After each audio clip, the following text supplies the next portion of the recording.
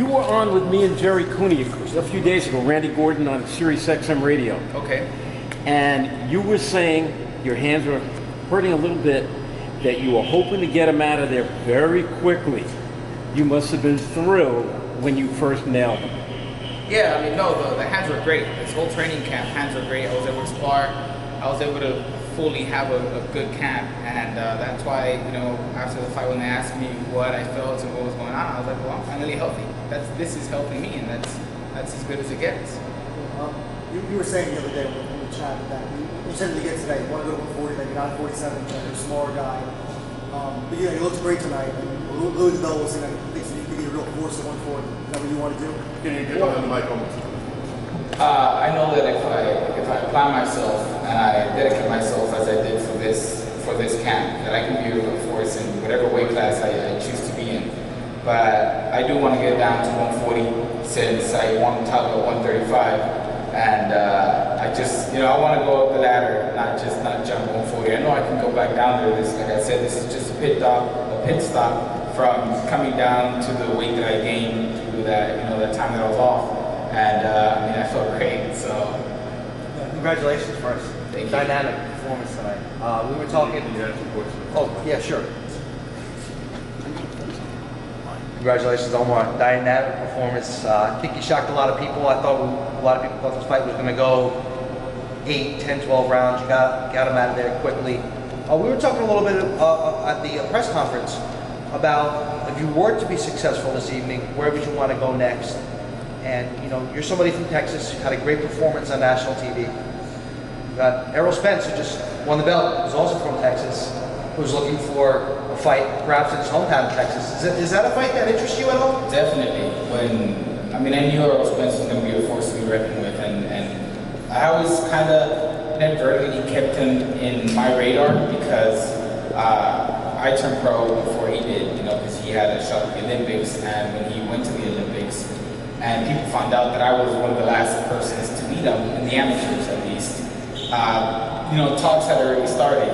I respect Errol Spence. I know he's a strong guy. I know because I think the only person I remember, the one person I remember, and it's rare because the last guy that I sparred that was really, really extremely strong was Edwin Valero. May he rest in peace.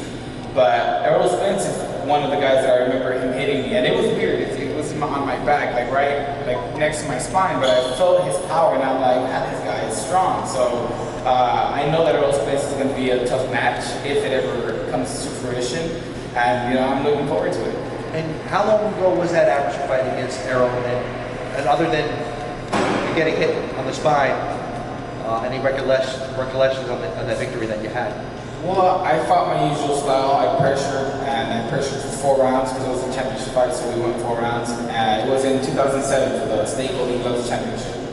Excellent. All right. Thanks for your time. No problem. So is your goal to establish yourself at 140? Are you going to have your eyes on that Conor Garcia fight at 140 in 2 weeks? Yeah, well, anyone at 140, I don't care who it is, but I do eventually want to fight for a title at 140. So you think that could be next, or do you need to get your feet wet a little bit, drop it back in the weight? Yeah, well, I don't think I would go all the way back down to 140. I think I would try, like you said, get my feet wet, maybe 143, 144, just to see how my body feels. And if it feels good, then we will make that jump to 140 and try to challenge for a title. Once you're at 140, what kind of fighter do you think you're going to look like? I don't know, like this, but lighter.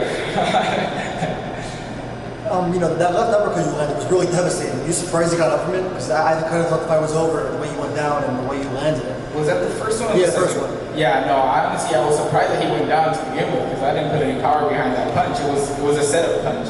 But, seeing that he went down, I knew he was going to be up, and I knew that second knockdown would be more devastating, which that one I'm surprised the ref let it continue.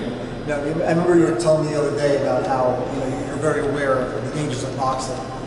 Is it refreshing to get the fight over with quickly and you didn't take many punches? Yes. It's like we say, we don't get paid overtime.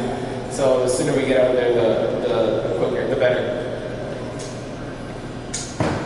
Omar, AB Boxing News. Sir. Question is, it's been a long layoff for you. What was your expectations as far as training camp and finally getting to New York and fighting? Well, training camp was kind of dragging there at the end because I've been in California since January, and you know, I knew that my time off was gonna require some sacrifice on my part because I did enjoy myself in my time off. So I knew I was gonna have to work harder to get back to where I was, and so I was so glad to finally get to New York, see different things, see different ambience, see different people, you know, get out of the gym for a while, and it all helps, man, and I'm just happy that, like I said, that I felt that I was healthy. That's the main thing. I'm just glad I was healthy, and this is me when I'm healthy, and I can only get better. Omar, do you feel that you feel like today was a success, and could we see you before the end of the year? Yes, sir. That's a fact. Now, could we see you back in New York, or would you prefer to fight in your hometown of Texas? I prefer to fight out of Texas. I'm sorry to anyone from Texas that I've had my Texas fans. It's not you, it's me. But I mean, I don't care as long as I don't care. I really don't care. But I do prefer to fight out of Texas. You saw Danny today. You know, obviously he was here. Could you possibly still stay at 147 to fight him? In the future, maybe. I mean, it depends. It's like they say, money talks, and if the money's right, well, then I would definitely take less of a stress in my body to make 147 and fight somebody, you know, at 147. That it would be easier for me, you know, when it comes to training camp and all that, and cutting weight. So it just depends. I do want to win a challenge for a title at least at 140. Do you feel like there's anybody that's on your list that you're ready to fight as soon as possible? No, I'm in no rush. I have nobody in sight. The only thing that I'm really thinking of right now is where to get a slice of pizza and maybe a hot dog. What's your post meal as far as, you know, after a great victory like this? Like, well, it just depends where I'm at. You know, there's something that's a staple at wherever I'm at. I want to go for that. Like in Chicago, I went for pizza. You know, and here I want to try some pizza as well, and a hot dog. I hear they're good. What did you think about, you know, the Floyd and Conor McGregor tour? I'd rather not. Does it matter? Yeah. I had my fight to worry about too, so you know, I never really was into WWE. As far as, you know, flying back, well, you know, how long would you have a layoff, you know, break from the gym until you get back to training? Probably a week. I gotta, you know, go with the recommended 7 days that the conditions suggest, and after that, I'll probably get back in the gym. Thank you. Yes, sir. Before the final knockdown, and you had him down a few times, a lot of the members of the media were screaming, "Stop it, ref, stop it." Did you think the ref was going to stop it at that point, before the final knockdown? Yeah, no, I did. That's why I raised my hands. I thought it was over, especially. I think it was the second or third knockdown. I was like, okay, it has to be over. But yeah, I mean, because consciously, you know, like I know he's hurt. I can feel it. I can see it in his eyes. Any little punch I was landing was hurting him, and you know, I don't want to live with the fact that I, you know, permanently damaged somebody in the ring. So I was trying to. There was nothing I could do though, you know. So that's why I kind of just let him lay on me and wear himself out even further, so that any little punch could put him away, and I didn't have to hit him as hard as I would before. So the referee let him go on, and then you landed a beautiful body shot, dropped him to one knee. And in my days as commissioner in New York, we used to teach the referees, when a guy goes down from a body shot, count him out. Were you surprised that he stopped it then? And I was shocked that he stopped it then, because when a guy's on one knee, you count him out. So were you shocked? No, I think at that point, I think the ref was just looking for an excuse to stop it. I mean, like I said, I think everybody was surprised that he let it go on as far as he did. But that body shot was, I mean, I knew he wasn't going to get up from that one. Congratulations, Omar. Would you rate this as the best win of your career? Definitely not. I would rate it as one of the best camps I've had, one of the best, I guess, experiences that I've had, being able to share the ring with Guerrero. But no, I don't think this is my best win thus far. I still think the Michael Perez fight win was better. So I was surprised you said sounds like you're looking to get back into training pretty fast. So follow-up question to what you were saying before. So camp went well, training, your relationship with Joel Diaz going well? Oh yeah, as soon as I got to California back in 2011 actually, we clicked and I knew that we were going to get along. His family and my family are very much alike, so I felt right at home. Were you surprised at how the fight went? Was your game plan to go for a fight like this, or did Guerrero's pace dictate this outcome? We actually foresaw this happening. I mean, I have very many different ways of fighting. I can fight, I can box, I can brawl. I prefer to brawl. I feel much more comfortable. But when I saw that he was going to come forward, then I decided to just let him, do whatever he wanted to do, wait it out. And because his adrenaline was going harder than ever, there's a lot on his shoulders. A lot of people saying he should retire. A lot of people saying he shouldn't have taken the fight, that he has a lot to prove, and blah, blah, blah. So a lot of that, it affects you mentally, of course. So we knew that he was going to come out the way he did, very aggressive. And my coach and I decided that we're going to, wait it out, let him get tired, and sneak in a couple body shots here and there. But I guess I hit him when he didn't expect, or harder than I expected, and it went down. He went down. So you already mentioned that you hold an amateur win over Errol Spence Jr. So in the time that you've been out of the ring, he's really surged in his career. Just wondering first what it's been like to watch that happening, knowing that you have a win over him, and also just wondering now if you're feeling healthy, if you think you're ready for a big surge in your career like that. Yeah, of course. Hopefully God willing, I'm still healthy.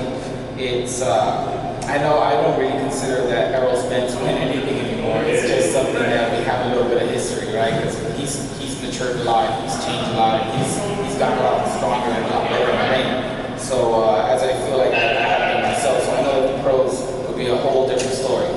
Whether in a good way or a bad way for either of us, but I feel like it could still go either way. So you mentioned that you, for your next fight, you think it's probably going to be a catch weight, trying to work your way down from 147 down to 140. Are there any names you can mention? PBC is a big stable. Any names you have in mind? I don't care. Looking for opponents both at welterweight and 140, or you think it'll probably be a 140? No, I think we're gonna try to maybe 143, 144. Anyone in that range. I already, I told my team already because obviously we're talking about this, and not that I was looking past Guerrero, but I knew that after this fight I wanted to try and get back down to 140. Congratulations again. Congratulations to your brother as well. Thank you. Also, he won. All right, Omar, you took out a guy who does not get taken out. I mean, how impressive is that to you? Do you think that, the mainstream fans are really going to respect you a lot more than they did even before this fight? I don't care if they do or they don't. I went in there, and did my job, and that's all I got to do. Now, earlier you mentioned some sparring with the late Edwin Valero. Could you elaborate on that a little bit? What's your greatest memory of sparring Valero? From what I can remember, I was dating most of the time. That guy, my hat's off to him. He's the strongest guy to date. All the guys that I've seen and even shaking hands with. That guy was just an animal. Yeah. I mean, he was an animal. You could see it in his eyes. He was crazy. And I was surprised that what happened, but at the same time, I would expect it because you could see it in his eyes. He had that something dark, he had that crazy in him. And sparring was fun. It was hard. It was a fight every day. Because we were sparring every day. He wouldn't take days off. No, it was 5 days a week sparring. Yeah. And when I first got there, obviously I was 19 years old. So if I look young now, I look crazy young then. So when I was a golden boy at the time, and they told me not to go. They were like, "No, you're crazy." Like Oscar kicked him out of his camp. Morales kicked him out of his camp. I don't know how many other professional fighters at that time kicked him out of his camp because he was too tough and he would beat them up all the time. So they were like, "No, these guys have kicked him out of camp. Don't go. He's gonna hurt your son." And Dad's like, "My son didn't handle it right," and I'm like, "Hell yeah!" And I'm just that kind of guy. So we show up, me looking like a freaking 13-year-old, and they're like, "Oh, they told my dad, "You're gonna spar him?" And they're like, "No, my son." He's like, "Your son?" I was like, "Yeah, my son." And when we show up, he was sparring the other two guys that he had there, and the other one was 30, the other one was 27. They looked older, and he just had broken noses, and he was beating them bad. They're like, your son's gonna get into it with that guy. They're like, yeah. Well, I guess. Good luck. You know, get a prayer for me and everything. And so after the first sparring session, I think he only did 2 rounds at the end of his workout. He told me right after, he's like, you're gonna be my main sparring from now on.